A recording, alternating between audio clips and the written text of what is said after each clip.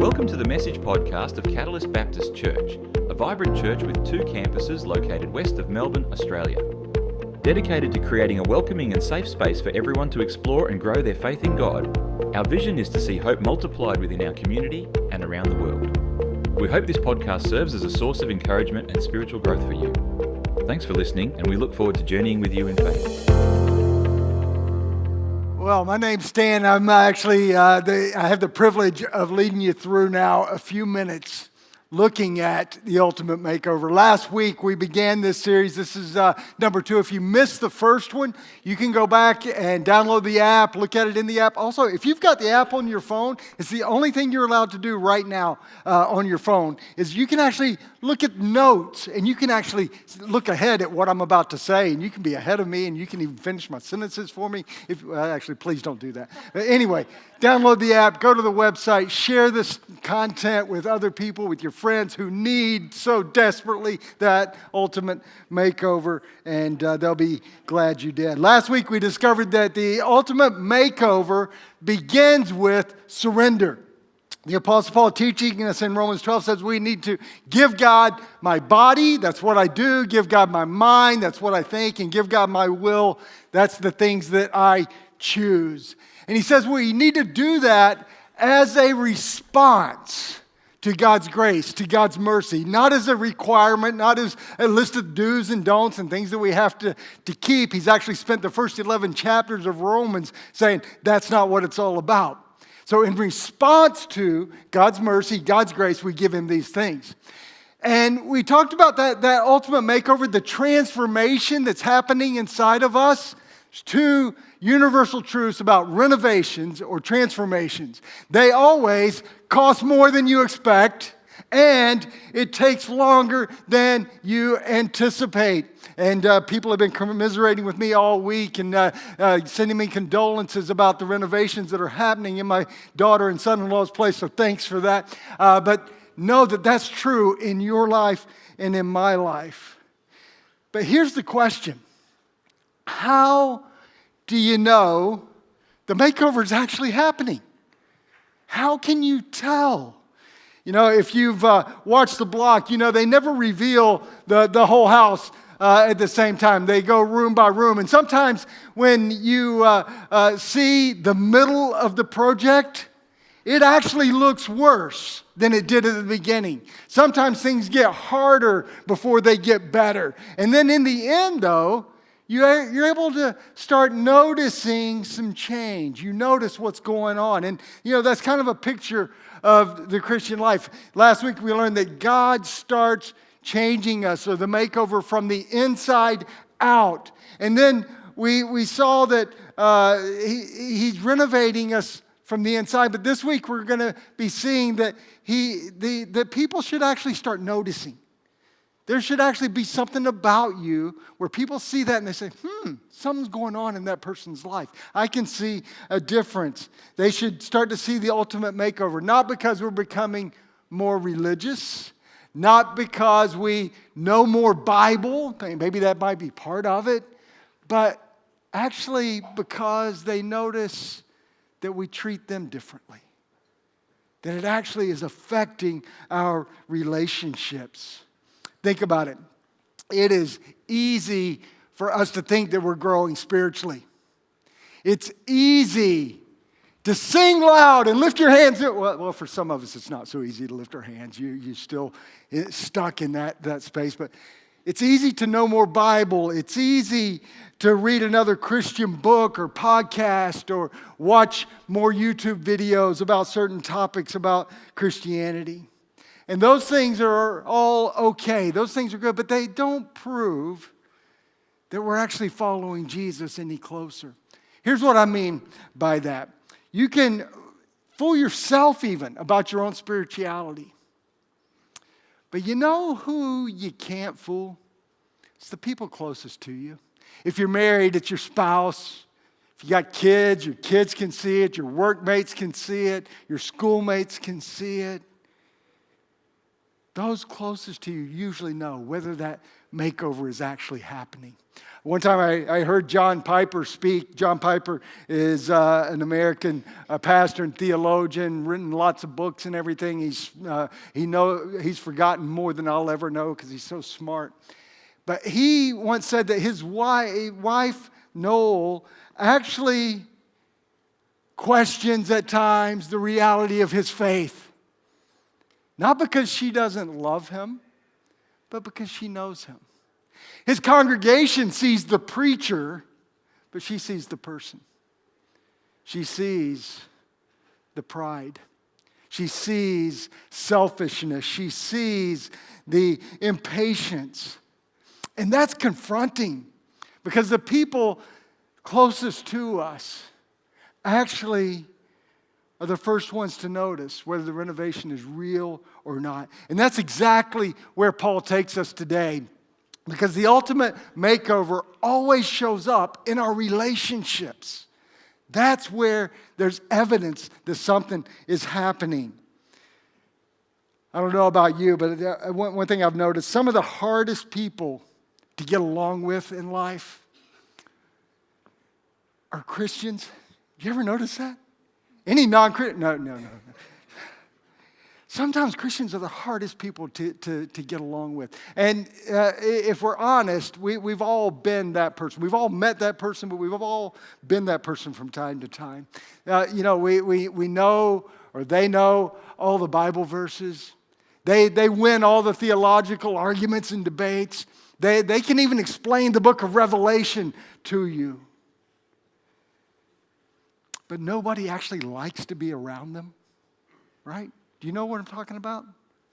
If you don't know what I'm talking about, maybe you're that person. But they've been in church for decades, but they're critical. They complain. They're defensive. They're proud. They exhibit those types of things, and they're just not nice to be around. So that raises a question in my mind because we all experience that. Maybe we've all been that person. If transformation is supposed to make us look more like Jesus and behave more like Jesus, then what's wrong? What's going wrong there? And I would suggest to you that maybe we've confused knowing truth with being transformed by truth. Maybe we've replaced transformation with just information. And today, Paul shows us what this transformation actually looks like. So here we go, Romans 12 and verse 3. He says, because of the privilege and authority God has given me, I give each of you this warning. Don't think you are better than you really are. Be honest in your evaluation of yourselves, measuring yourselves by the faith God has given us. Notice here, Paul doesn't start with spiritual gifts or spiritual disciplines. He doesn't even start with love. He starts somewhere completely unexpected. He says, don't think that you're better than you actually are. Have an honest evaluation of yourself. He's teaching us something here that's so valuable. It's that pride destroys relationships long before behavior ever does. Before behavior is doing its work, pride has come in. Long before conflict, long before anger, long before division, pride has set up its camp in that room. So what we need to do is simply this: give God your ego. Another way to say that for some of our international friends is, your ego is not your amigo. Okay? It's not. It's not your friend. In fact, it's the thing that puts people off. Conversely, humility changes how I see myself. If I'm behaving humbly, if I have a humble mental attitude and an honest evaluation of myself, it's going to change how I see myself. See, relationships are always going to struggle when everyone believes they are the most important person in the room. Right? Paul isn't saying to think less of yourself. He's saying, think about yourself a little bit less. And those things are different. See, humility isn't putting yourself down. It's not saying, well, I'm useless, I'm a loser, I can't do anything right, I'm no good. That's not humility. It actually might just be another way of trying to make ourselves the center of attention. I enjoy having the family around, and most of the family gatherings now I want to do on a Saturday because I want to start early in the morning and smoke some meat. All right? And if you're not a meat eater, God bless you anyway. But it's a labor of love. And you get out there at about 5:30 in the morning and start the fire and the coals and getting it all going so that you can throw the meat on because it's going to take all day. And it is an amazing labor of love. And then at the end of the cook, then I take it inside, and after it's set a little bit and everything, I start slicing it up, getting it ready for the family. And when I'm slicing it up, you know what I'm doing there too. I actually eat my portion before we ever get to the table. But I'm tasting that stuff, and it is so good. It's melt in your mouth good, and it's amazing. And then we start serving it, and no one says anything. Now, I've already tasted it, but nobody's saying anything. So I say, I think I messed up the meat today. I'm just really no good at this smoking meat thing. Do I mean that? I just tasted it. It was good. What am I doing? I'm fishing. I'm fishing for compliments. I'm wanting people to say that stuff, right? Because I'm making it about me. See, humility isn't pretending that you don't have any gifts or you're not good at anything. It's actually being honest about who you are. Humility doesn't devalue your gifts. It's not inflated and it's not deflated. It's accurate. Honestly admitting that, you know what? I'm actually good at some things. And there's actually a lot of things you don't want me to get anywhere close to. Because that's an honest evaluation. And it's understanding that everything I have comes from God. It's by His grace. Every opportunity, every ability, every bit of influence, none of it starts with me. See, humility isn't thinking that you're amazing. It's also not thinking that you're worthless. It's seeing yourself the way God sees you. And Jesus was the greatest example of humility. Think about Jesus for a second. He knew exactly who He was. He never doubted His authority. He never apologized for that. But He washed feet. He served children. He touched lepers. He welcomed outsiders. Humility isn't thinking less of yourself. It's thinking of yourself less. We've all been a part of a group photo, right? And when that group photo comes out and we see it, what do we zoom in to look for? Everybody else? No, we're zooming in to see how we came out in that photo, right? Right? But, was my hair good? Did I smile? Was I looking at the camera? And that kind of thing. We did a staff retreat and we had a photo taken and that was the photo. And a good exercise sometime, if you want to, is try to pick out who people really are. AI did this. And you know what AI did to this picture? I was blown away. Pastor Charlie looks like he's 12 years old there, okay? And he's actually older than I am. Everybody in that photo, except me, looks younger rather than older, right? I actually said, hey, can we regenerate this and tell AI it messed up? Why do I feel that way? Because pride asks, how do I look? Humility asks, how can I help? See, transformation starts when the world stops revolving around me. And when it stops revolving around you. That's when the transformation can begin. See, pride compares, humility contributes. And that's exactly where Paul goes next. He starts talking about our gifts. But notice before he starts talking about our gifts, remember, He's dealt with our humility. He's tried to break down our ego first and foremost, because pride has an amazing ability to even turn God's gifts to us into things that are about us if we don't approach them with humility. Look what he says in verse 4. Just as our bodies have many parts, and each part has a special function, so it is with Christ's body. We are many parts of one body, and we all belong to each other. In His grace, God has given us different gifts. And then Paul goes on to list a whole range of gifts like prophecy and serving, teaching, encouragement, generosity, leadership, and mercy. The point that Paul's trying to make, though, is not about all those gifts. We try to dissect all those gifts in these lists and everything, other places they appear in Scripture. But the point he's making is our gifts are there for everybody else. They're not there for us. It's not about us. Last week, we learned that transformation begins with surrender. And this week, we're seeing that surrendered people serve. Surrendered people serve other people. So with that, we need to give God your gifts. Humility changes the way we look at ourselves, but humility changes how I serve other people.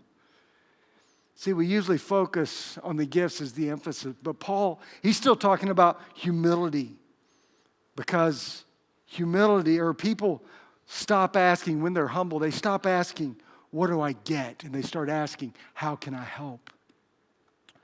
Paul uses the body as an illustration. Now imagine this. Imagine you wake up tomorrow morning and your feet say, hey, we're not walking today. We're done with that. And your hands say, hey, I've done enough lifting.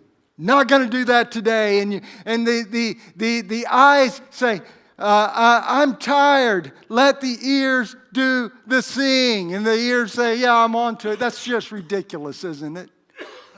Isn't that ridiculous?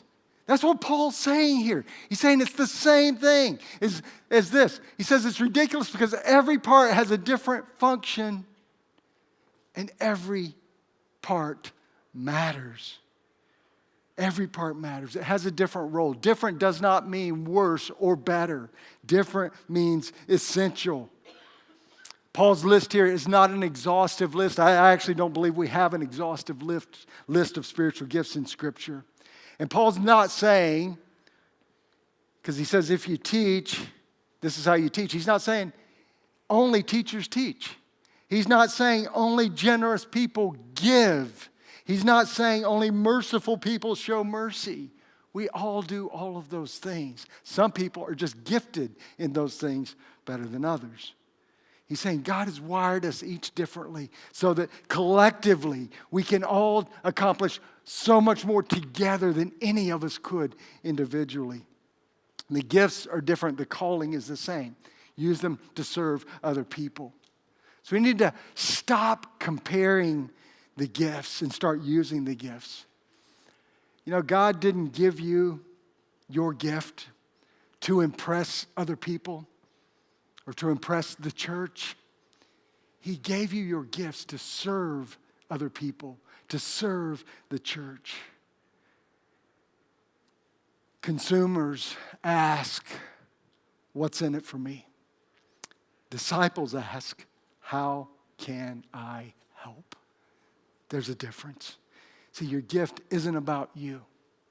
It's about making other people stronger. Paul then starts painting a picture of what transformed people look like.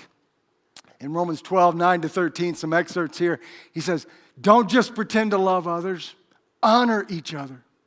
Serve the Lord enthusiastically. Rejoice in our confident hope. Be patient in trouble. Keep on praying. Help people in need. Practice hospitality.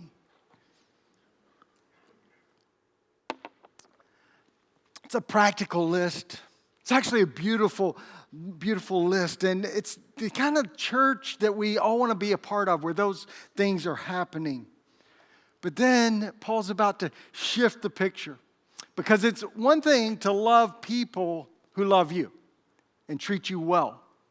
But it's a whole different story when we're talking about people who don't. He says this in Romans 12, verses 14, and then a few verses 17 to 21.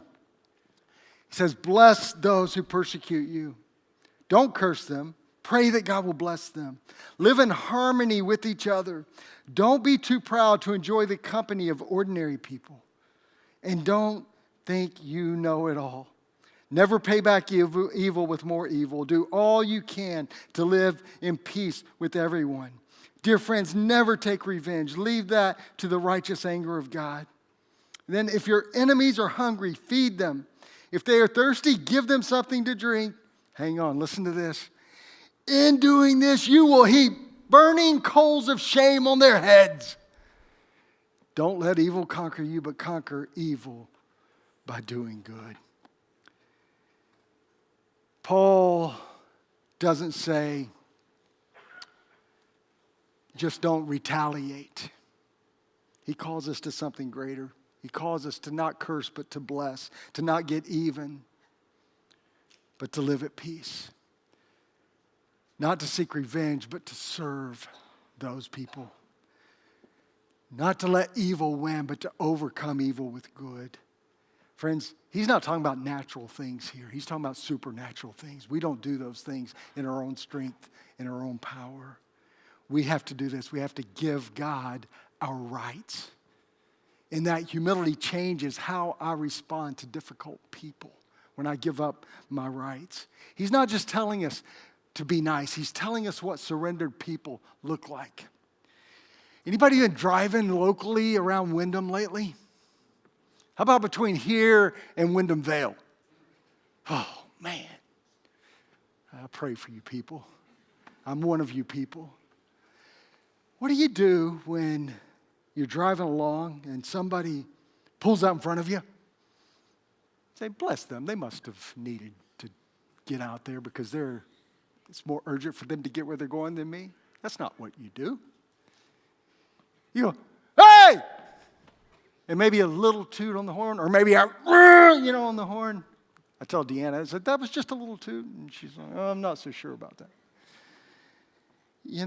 We get angry, and maybe for the next 5 kilometers, we rehearse the speech that we would love to give them if we had the opportunity.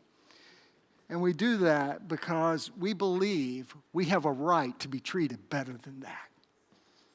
Inherently, in all of us, we feel like we have certain rights. Rights to defend ourselves, the right to get even, the right to maybe have the last word, the right to stay offended, the right to make them pay. The Apostle Paul says, lay those rights on the altar. Lay those down. Set those aside. And then a lot of people really want to focus on those verses that I emphasized when I was reading. I don't know if you picked that up or not, about heaping coals of shame on someone's head. I actually think that Paul is not saying, be nice so they will suffer more. That's what we wish he was saying, because we want to heap coals of fire on them. But that would contradict everything else Paul has said up to now. The picture is that unexpected kindness can have a way of awakening a person's conscience. That actually may be more convicting for them, and it may actually change them, start their own transformation when we do that. And friends, this isn't about weakness. This isn't pretending that evil doesn't exist. This isn't about letting people walk all over you. Paul isn't saying evil doesn't matter. He's saying don't let evil determine the kind of person that you are going to be. Evil is evil, but don't let that make you evil. Transformed people surrender their rights. And again, we can't get past the person that this reminds us all of. He had every right to defend himself, every right to call down angels, every right to condemn his enemies. But instead, Jesus prayed, Father, forgive them. He conquered evil by doing good. Maybe you've been insisting on your rights. I have a right. And maybe you do. But Jesus had every right. And he set those aside for you and for me. When someone hurts you, you've got a choice to make. You can either let their evil shape you and become that person, or you can let Jesus shape your response. See, the more Jesus transforms us, the more humble we become. And then humility changes how I see myself. It changes how I serve others, and it changes how I respond to difficult people. That's what the ultimate makeover actually looks like. Last week we discovered that the world is trying to shape us. And this week we see that people are trying to shape us. Sometimes even people that hurt us want to shape us. Can I encourage you, don't let either one of those determine who you become. Let God do his work in you. Let Jesus determine who you become.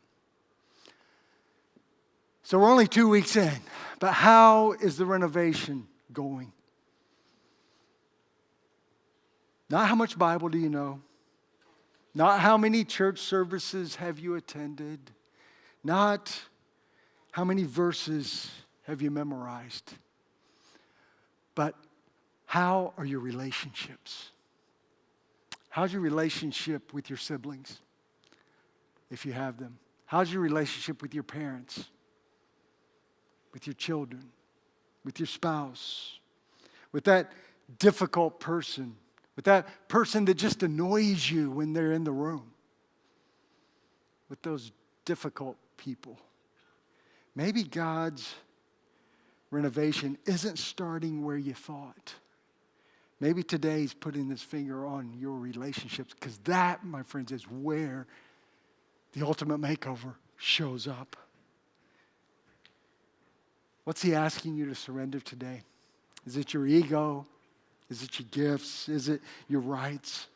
Let me encourage you that the hardest relationship in your life is often going to be revealing where God is still renovating yours. Maybe that relationship's there as a tool, as a hammer, as a saw for God to continue doing that work in you. That tough relationship that you're just hating and wishing wasn't there, maybe lean into that and say, okay, God, what do you want me to learn here? What are you teaching me here? The good news is this: God never exposes something that he doesn't intend to renovate. Imagine if Romans 12 was not just a chapter in the Bible that we believe, but it was actually a life that we live. Imagine a church where comparing gives way to contributing, where gifts strengthen others, where forgiveness wins out over offense every time. Imagine that. Where difficult people are loved instead of just tolerated. A church like that is a place where people wouldn't simply come and hear about Jesus, they would experience him. And by God's grace, I believe that's the kind of church that God is building here, because he's transforming your life and yours and yours and yours and yours. And he's got a lot of work to do still on mine, okay? Paul's taught us a lot today. Last week, the ultimate makeover began with surrender. This week, we see that it shows up in our relationships. Because following Jesus isn't just about believing differently. It's about living differently and loving differently. So this week, as you go out, maybe you're tempted to ask this question: how can I be a better Christian? That's not the right question to ask. Instead, ask, who can I make stronger? Because the transformation is showing up in your relationships. See, my friends, today, I want you to go away understanding this: that the greatest evidence that God is changing me is the way I treat you. And the greatest evidence of the way God is changing you is the way you treat the person sitting beside you, and the person sitting across the room from you, and the person that lives next door to you, and the person at the desk next to yours in the office, or that next on the line, on the manufacturing line, or the other tradies on the job sites. The greatest evidence that God is changing you is how you're treating them. Father, thank you so much that while it's painful sometimes, you do want to do a work of transformation in each and every one of us. Thank you for investing the time and energy in that. Help us, Lord, to not just be annoyed by the transformation process. It's costing us more, it's taking longer. But Lord, help us evaluate ourselves humbly, accurately. Help us to see the evidence that you're changing us by the way we're actually treating other people. Lord, may those around us be excited about what you're doing in us because they can see it. And Lord, help us all to be patient with the people around us. While you're not just transforming us, you're transforming them too. Help us to give them the same grace that you've given us. And help us, Lord, to just lean in to the work you're wanting to do. And Lord, help us to help each other, to build each other up, to make each other stronger as we give you our ego, our gifts, and our rights. May you take those and make them something that we could never imagine. In Jesus' name.